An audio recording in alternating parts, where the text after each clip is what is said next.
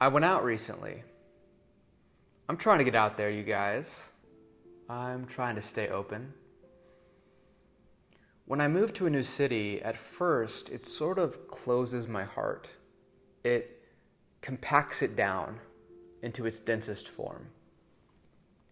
It protects me in that way. But around week 2 or 3, that pressure becomes too much, and the whole thing collapses. It collapses open somehow, like a black hole that absorbs everything in its sphere. And so I went out recently. I walked there, and it rained.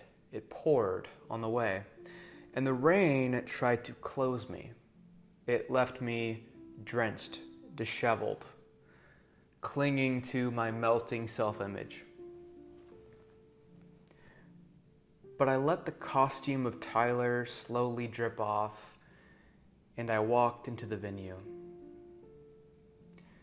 I stood there. I took a few breaths. I felt naked, and I made my way to the bar. And as I was waiting in line, there was this woman in front of me. She had just gotten her drink, and she turned, and upon seeing her, I was emotionally moved. She had these light brown curls down to her shoulders, these gold metal-rimmed glasses with a cat-eyed shape. She had a piercing in her nose and in the center of her bottom lip. And as she walked by, I said nothing. I was still drenched. I wasn't that open, you guys. I wasn't that open. But an hour later, I was dry. And I was talking to somebody I'd met when I looked to my left and I could see the back of her head.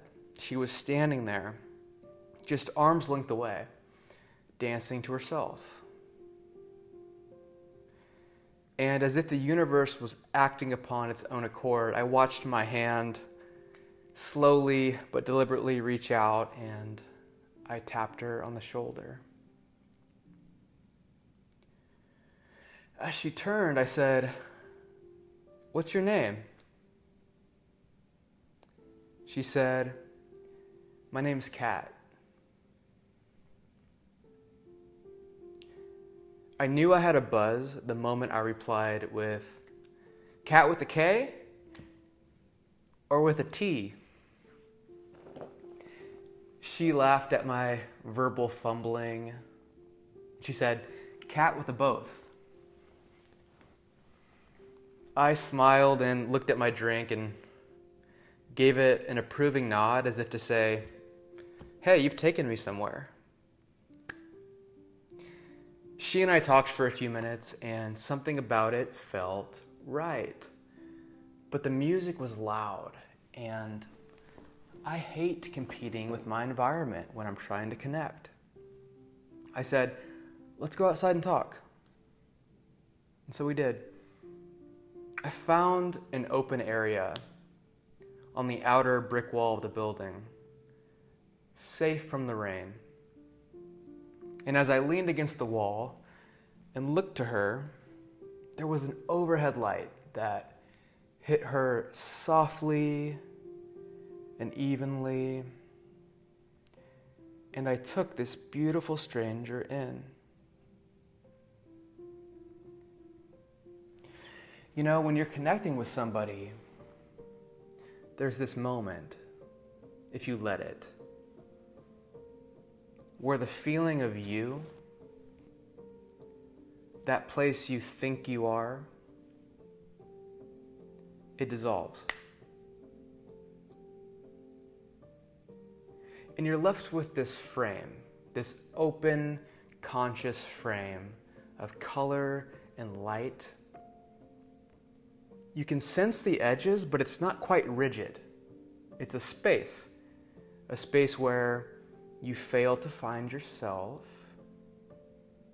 and all you find is the world and some perfect person. And so I became her frame, and she was wonderful. She told me about her recent trip to Costa Rica. She went there alone, and I could sense there was this fearlessness about her. She talked about her love for Austin. The way her eyes lit up when she talked about the city, it almost brought me to tears. She finally allowed me to feel like maybe I didn't make a mistake. And as she looked towards the skyline, she told me she wasn't sure if she was ready to leave. See, she had just quit her job, and she told me her plan was to head to South America, to explore and to teach and to free herself of the constraints of this life. And I know what that's like. I said, well, you can always come back.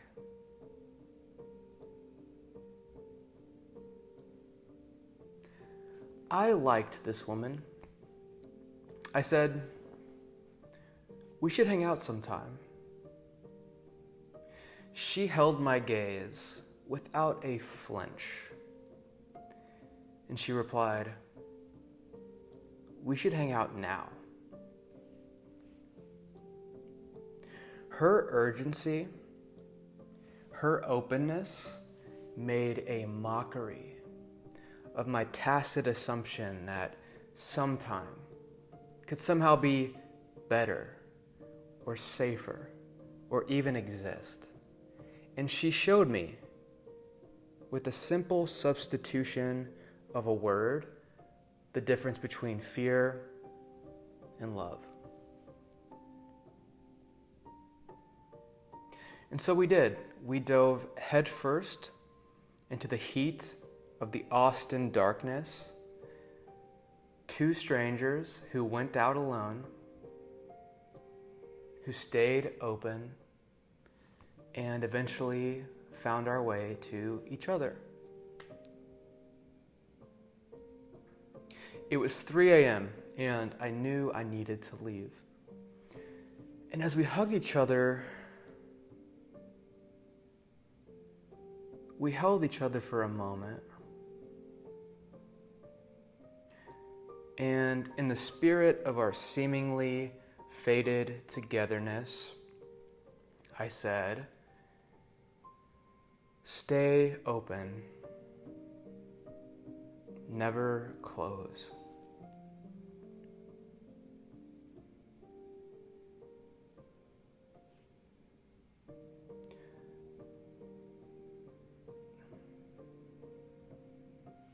Those were the last words I ever said to Kat.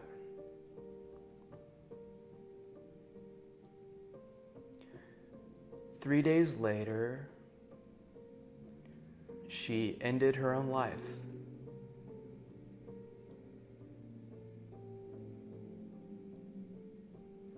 She killed herself.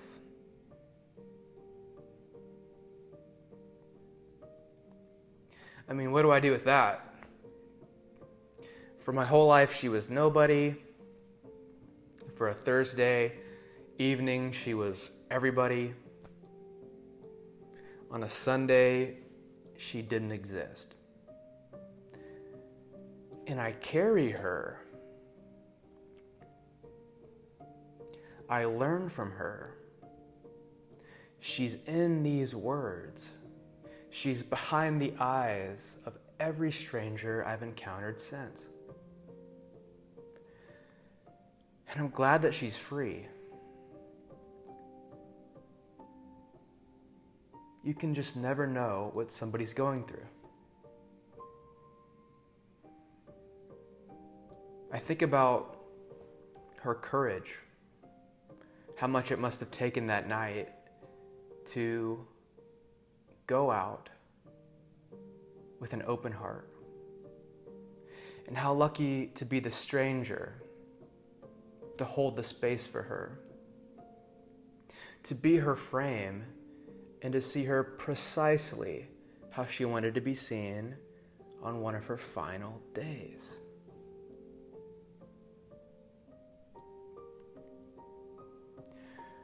When you're connecting with somebody, there's this moment, if you let it, where the feeling of you,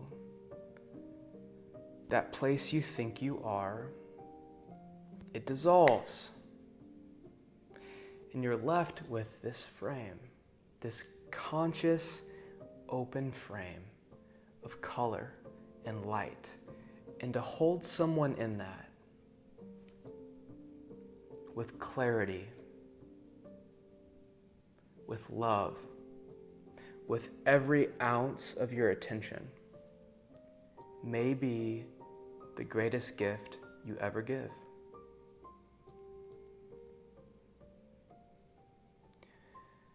And so I went out recently. I walked there. And I thought about Kat a lot on the way. And her death tried to close me.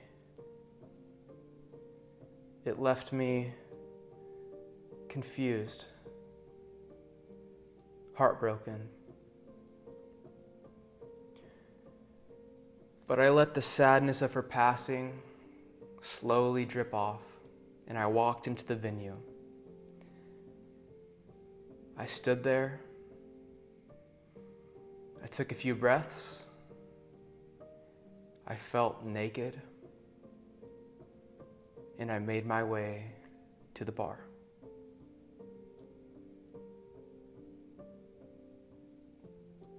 Thanks for listening.